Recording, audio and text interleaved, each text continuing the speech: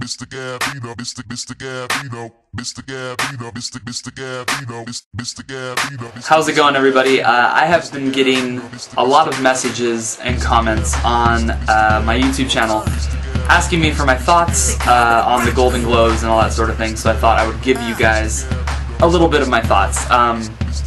It's an award show, though, that I don't really care about too much. I mean, I think it is probably the second biggest film-oriented award show as far as what the general public considers to be the big film awards, but I do think that a lot of the awards done on the Golden Globes are very easy, and they go to very easy candidates, and it doesn't necessarily map out what goes on at the Oscars.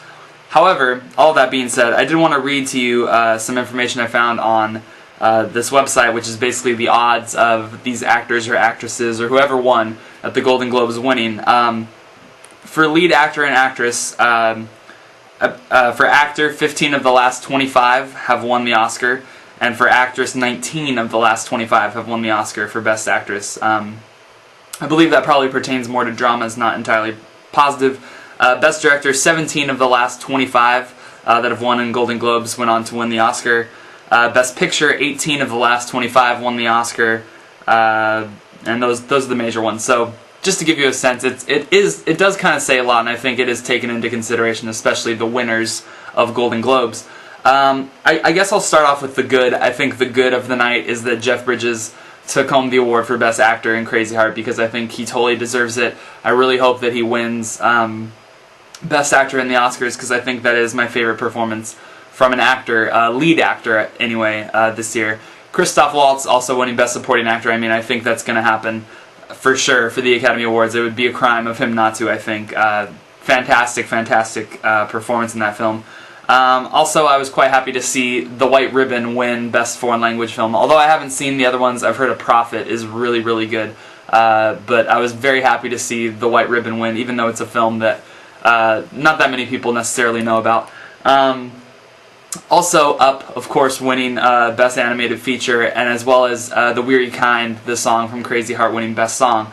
As far as things I'm not too keen on for the Golden Globes, I wasn't really too excited to see Sandra Bullock win Best Actress. I mean, I know her winning the Best Actress award, I mean, I know that's a lot of publicity. I mean, The Blind Side was kind of this smash hit, and people did not really expect it to be that. It just seems like another kind of sports uplifting drama about this kid, you know. But it became something, and I think they're kind of honoring that. Plus, Sandra Bullock's a very likable actress. I really hope she's not nominated, although I have a strange feeling that she is going to be nominated. If she wins the Oscar, something's seriously wrong. I think that performance in the movie is that one performance that we get every year from an actress where people just really like the character a lot. They like Sandra Bullock, they like her southern accent and all that sort of thing. I don't think it's a really good performance at all. I mean, it's an okay performance, but it's nothing groundbreaking.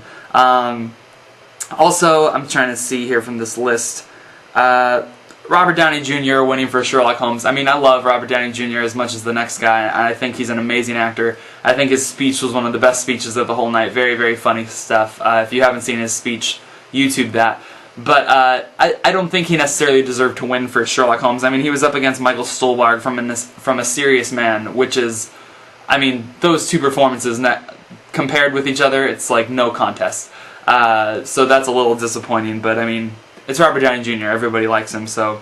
The big one of the night that I was kind of shocked about was Up in the Air winning for Best Original Screenplay over a film like Inglourious Basterds, and I feel like Up in the Air it's a nice little movie, but I feel like the amount of time and work that went into the script for Inglourious Basterds, how can you even compare the two? I mean, I think Jason Reitman even said when he went up there, I'm still waiting for them to call Quentin's name, and I was too, to be honest, because that's kind of ridiculous.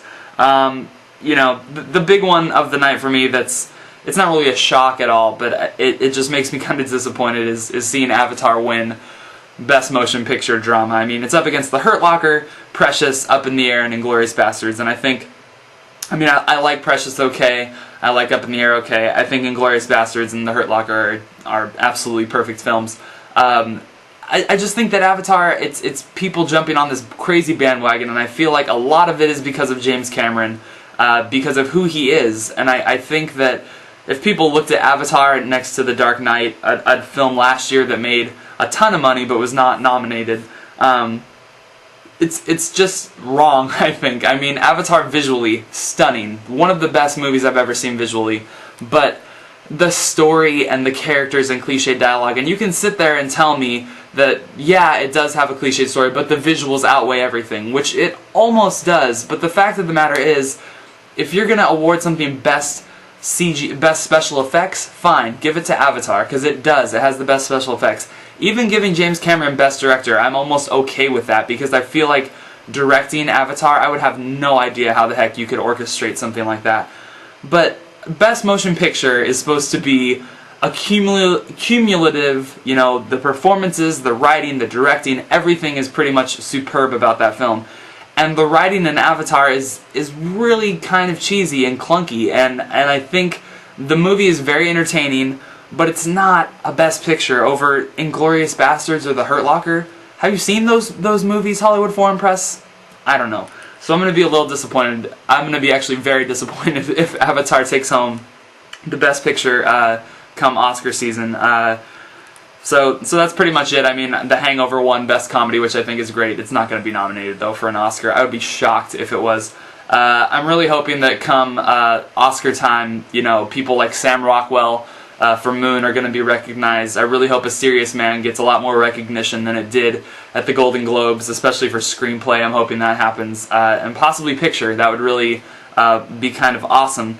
Also, I'm really hoping kind of that, in a weird way, hoping that Nicolas Cage gets recognized for Bad Lieutenant. I know it's a performance that's not going to win, but I think it's so crazy that I just love to see it nominated. All that sort of stuff. Anyways, so those are my thoughts on the Golden Globes, if that makes any sense.